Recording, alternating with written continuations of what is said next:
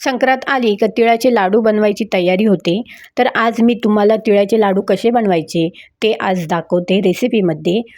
तर पहिले आपण तीळ भाजून घेऊ. आता हे तीळ आपल्याला मंद आचेवरच भाजून घ्यायचे आहेत.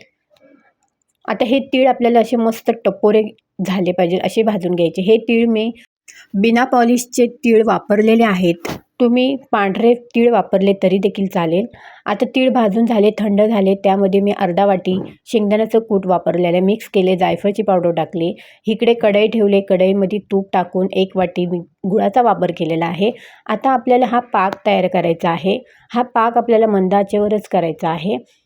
आता हा पाक झाला की नाही आपण पाण्यामध्ये बघू. तर पाण्यामध्ये गोळी तयार झाली का समजा आपला पाक तयार झालेला आहे. मग आता ते मिश्रण आपण त्यामध्ये टाकून मस्त मिक्स करून घेऊ गरम गरमच. आणि हाताला पाणी लावू, म्हणजे हाताला पाणी लावलं का चटके बसत नाही हाताला. आणि जोपर्यंत गरम आहे तोपर्यंत छानपैकी असे लाडू वळून घेऊ. आता हे गरम गरमच लाडू वळले की छान होतात, नाहीतर मग ते त्याचं चुरा होतो, लाडू तयार होत नाही.